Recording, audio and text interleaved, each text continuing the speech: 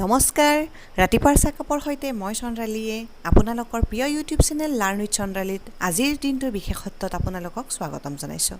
আজি আহাৰ মাহৰ ৭ তাৰিখ আৰু জুন মাহৰ ২২ তাৰিখ। আজিৰ পৰা অম্বুবাচী মেলা আৰম্ভ হ'ব।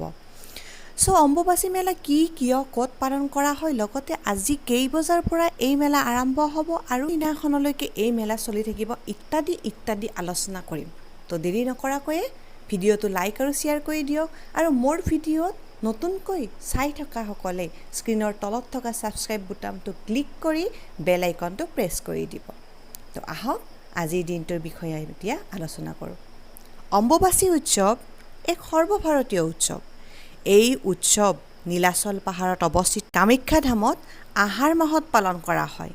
দেশ বিদেশৰ পৰ্যটকৰ বাবে কামাখ্যা ধাম আকৰ্ষণৰ কেন্দ্ৰবিন্দু।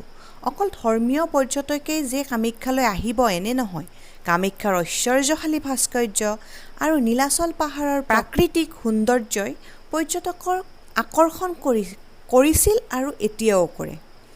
কামাখ্যা ধাম দেশৰ ভিতৰতে এক নামজ্বলা শক্তিপীঠ ৰূপে প্ৰতিষ্ঠিত। কামাখ্যা ধামৰ আহাৰ মাহৰ অম্বুবাচী উৎসৱ সৰ্বভাৰতীয় উৎসৱ। পণ্ডিতসকলৰ মতে অম্বুবাচী মূলতঃ এক কৃষি সম্বন্ধীয় বিশ্বাসৰ ওপৰত প্ৰতিষ্ঠিত। আমি আমাৰ পৃথিৱীখনক মাতৃৰ লগত তুলনা কৰোঁ, পৃথিৱীক মা জ্ঞান কৰোঁ আৰু বিশ্বাস কৰা হয় যে কৃষি পদ্ধতি আদিতেই নাৰীয়ে আৱিষ্কাৰ কৰিছিল। সংস্কৃতত অম্বু মানে পানী আৰু বাচী মানে প্ৰস্ফুটিত হোৱা। ইয়াৰ ৰূপান্তৰেই হৈছে অম্বুবাচী। ইয়াকে আই বসুমতীৰ ৰজস্বলা বুলি কোৱা হয়। আহাৰ মাহৰ ষষ্ঠ দিনটোৰ শেষৰ পৰা প্ৰায় ৮৪ ঘণ্টা পৃথিৱীয়ে এনে অৱস্থাত থাকে। আজি আই বসুমতীৰ প্ৰবৃত্তিৰ সময় হ'ল দিনৰ ১:৫৩ পৰা আৰু নৃবৃত্তিৰ সময় হ'বগৈ অহা শনিবাৰ আহাৰ মাহৰ ১১ তাৰিখ দিনৰ ২:১৫। গতিকে এইখিনি সময়ত অম্বুবাচী মেলা কামাখ্যা ধামত চলি থাকিব। ঋতুমতী নাৰীক যেনেকৈ কাম কাজৰ পৰা জিৰণি দিয়া হয়, তেনেদৰে আই বসুমতীকো অম্বুবাচীৰ এই সময়খিনিত জিৰণি দিয়া হয়।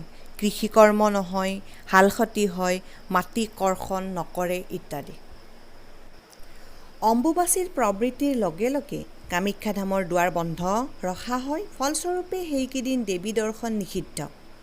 চতুৰ্থ দিনত মন্দিৰ খোলাৰ লগে লগে দেৱীৰ স্নান পূজা প্ৰবৃত্তি সমাপন হোৱাৰ পৰাহে দৰ্শকে দেৱীক দৰ্শন কৰিব পাৰে।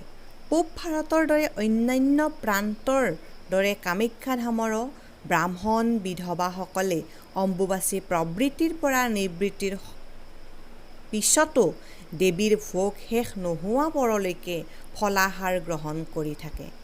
চোৱাৰ কেইদিন সৰ্প ভয় নিবাৰণৰ বাবে দুগ্ধপান কৰে। ইঘৰে সিঘৰলৈ ফল-মূল আগবঢ়ায়। প্ৰবৃত্তিৰ আগতেই কলহত পানী জমা কৰি কলপাতৰ ওপৰত তুলি থয়। ভাৰতৰ ভিন্ন প্ৰান্তৰ পৰা অহা লাখ লাখ ভক্তই ৩ দিন কামাখ্যা মন্দিৰৰ চৌপাশে থাকি নাম কীৰ্তন কৰে। মন্দিৰৰ বাহিৰতে ধূপ-দীপ জ্বলাই দেৱীক প্ৰণাম জনায়। অম্বুবাচীৰ নিবৃত্তিৰ দিনা পাণ্ডাসকলে ভক্তসকললৈ আগবঢ়ায় ৰক্তবস্ত্ৰ। দেৱীপীঠৰ পৰা অনা এই ৰক্তবস্ত্ৰ শৰীৰত ধাৰণ কৰিলে অভীষ্ট সিদ্ধি হোৱাৰ সম্ভাৱনা প্ৰবল বুলি বিশ্বাস কৰা হয়। সেইবাবে পুৰুষসকলে সেই ৰক্তবস্ত্ৰ সোঁ হাতত বা ডিঙিত আৰু মহিলাসকলে বাওঁ হাত বা ডিঙিত ধাৰণ কৰে। আন এক উল্লেখযোগ্য কথা হ'ল যে এই ৰক্তবস্ত্ৰ ধাৰণ কৰি শ্মশান অথবা মৃতকৰ ঘৰলৈ যোৱাটো নিষিদ্ধ। কামাখ্যা ধামত অম্বুবাচী মেলাই আন্তৰ্জাতিক আৰু জাতীয় সম্প্ৰীতি ৰক্ষা কৰাৰ ভালেখিনি অৰিহণা যোগাইছে। এইবাৰো আজি ১:৫৩ পৰা কামাখ্যা ধামত আই বসুমতীৰ প্ৰবৃত্তিৰ এই সময়ছোৱাত কামাখ্যা মন্দিৰৰ মূল দুৱাৰ বন্ধ কৰি দিয়া হ'ব আৰু ভক্তসকলে বাহিৰতে থাকি কামাখ্যা মাক বাহিৰৰ পৰাই সেৱা আগবঢ়াই থাকিব। নীলাচল পাহাৰত অৱস্থিত কামাখ্যা মন্দিৰত পৃথিৱীৰ বিভিন্ন ঠাইৰ পৰা অহা ভক্তৰ ভিৰ দেখিবলৈ পোৱা যায়। শ শ জনতাৰ হাজাৰ হাজাৰ মানুহৰ ভিৰ এইকেইদিন সেই ঠাইখিনিত কামাখ্যা ধামত হোৱা দেখিবলৈ পোৱা যায় আৰু ভক্তসকলে কামাখ্যা ধামৰ এই ওচৰ চুবুৰীয়া ঠাইখিনিতে এইকেইদিন কটাই পেলাই মাক আৰাধনা কৰি থাকে আৰু যেতিয়া দুৱাৰ খুলি দিব অহা 11 তাৰিখ 2:15 ভক্তসকলে গৈ দেৱী দৰ্শন কৰিব। গতিকে আজিৰ দিনটো আপোনালোকৰ শুভ হোৱাৰ আশাৰে মই চন্দ্ৰালীয়ে আপোনালোকৰ দিনটো শুভ হোৱাৰ কামনা কৰিছোঁ। ধন্যবাদ।